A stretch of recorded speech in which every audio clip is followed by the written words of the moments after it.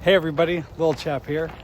For those of you new, in 2022, I thru hiked the entire Appalachian Trail from Georgia to Maine.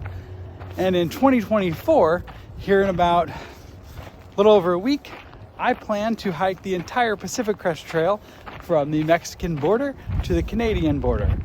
It is just over 2,655 miles.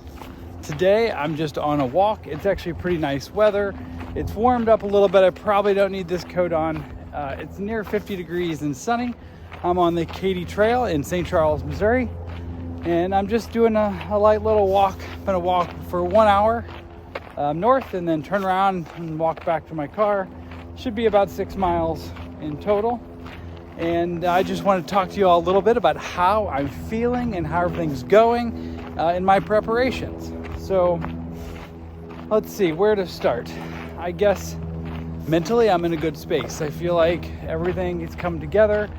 Several months ago I made a whole list and a timeline of everything to do, like administratively, like with insurances and finances and all that kind of stuff, including selling my vehicle. I sold my truck earlier this week, so that was the last of the things on my list. Everything is done, so the check is cleared for that. So I kind of feel like at least administratively, I'm in a good place and ready to head to California. One thing I have to do, I tend to get ahead of myself on things, and I've got to kind of just slow myself down. Like every day, I feel like packing my pack completely and going to hike 10 miles. And I don't know, I just kind of feel like I need to slow down on that a little bit. Before the AT, in my final 2 weeks, I kind of slowed down on my preparation and kind of rested a little bit.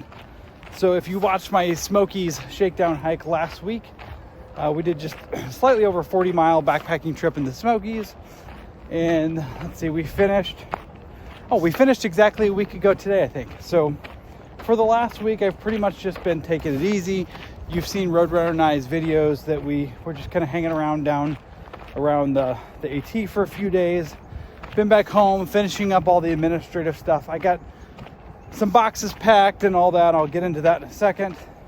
So now I'm kind of just in my final week, and I plan to do just an easy walk today. Like I said, 6-ish miles, just to kind of stretch the legs. And then I do plan to do 3 full load hikes this week with 8 to 12 miles each, just to kind of make sure the calluses and stuff are built back up on my feet a little bit before I get into the desert. One thing I am worried about is emotionally a little bit. My biggest struggle starting off the AT, and kind of this week it's starting to be the same for me, is feeling bad about leaving my dog Lucy, and feeling very guilty about that, even though she's with my parents. They have 2 dogs. She loves being there. But I don't know, I just feel bad about it, and I just have to keep telling myself that I left her for 6 months for the AT, and as soon as I got back, it was like I was never gone. And I can't put off big things in my life forever. She's 9, so this is probably the last big thing I'll do while I have her. But yeah, I don't know, I just feel a little guilty about that. So kind of working through that and reminding myself continually that it's gonna be okay. She's fine. She's in good hands, things like that. Pretty much everything else, I'm at peace.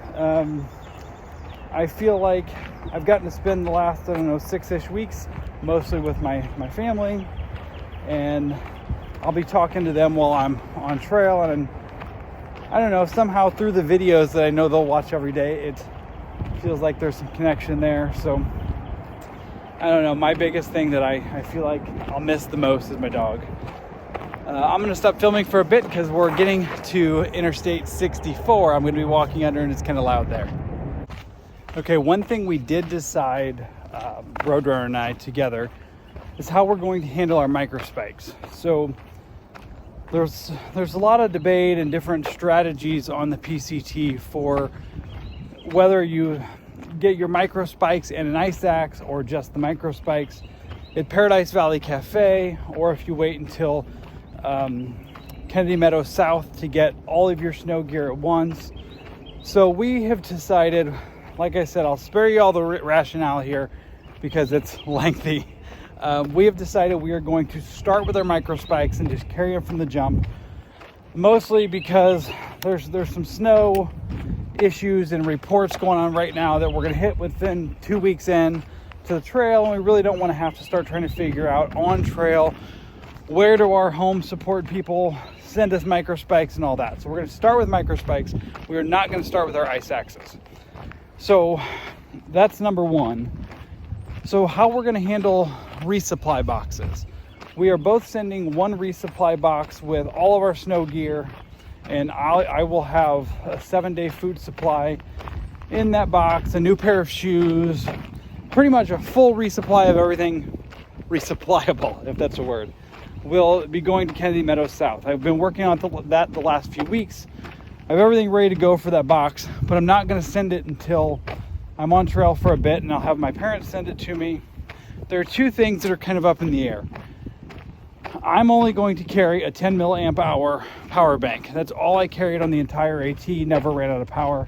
Things are going to be a little different on the PCT. So I may have an extra 10 milliamp hour power bank coming in that box, and also my seal skins, my waterproof socks. I'm not sure if I'm going to want those or not. Everything else is packed and ready to go in that box.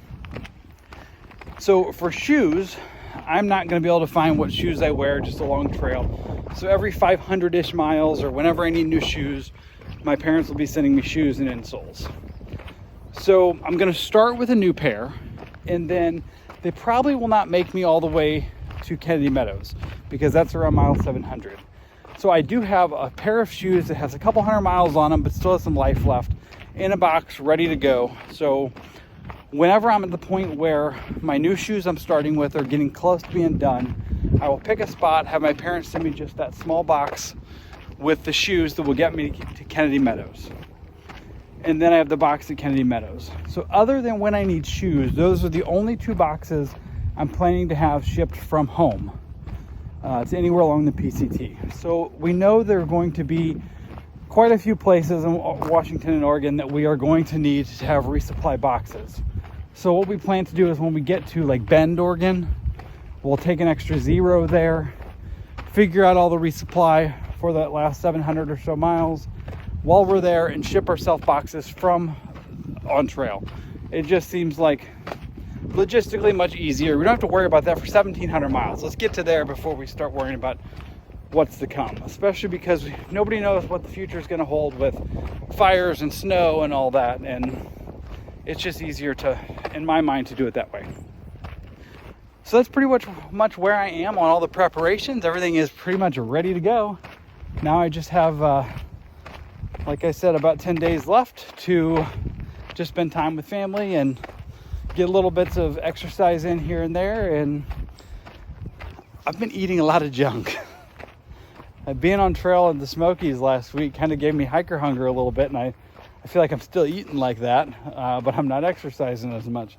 I probably need to, this last little bit, need to start eating some more green vegetables and lean meats. But you know, once you get hiker brain going, I've already switched over to my hiker wallet, and I quit wearing my watch because I don't want to have to charge that. I don't have a vehicle. I'm borrowing my dad's Jeep today, so my mind is in through hiker mode. So for some reason, it's really hard not to eat like a through hiker. Anyway, the only other thing I wanted to cover is my videos.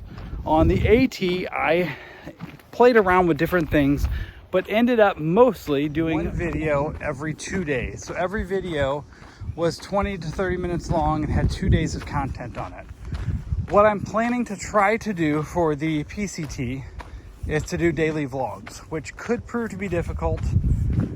However, I think it will be easier because the shorter videos upload faster, and I think Wi-Fi may be an issue uploading the videos. So I'm going to start off trying to do a daily vlog, trying to keep it at 10-ish minutes per day, and then hopefully that'll work out for the entire trail, but we'll just wait and see.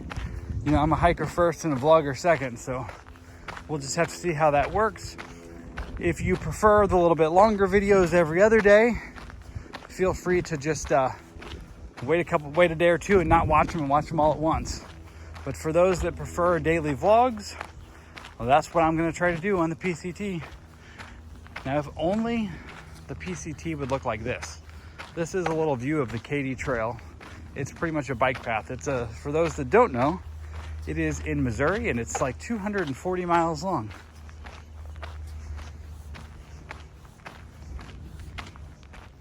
The next time you see me, I will probably be at the monument on the PCT or probably traveling to the PCT. I hope you're planning to come along for this journey.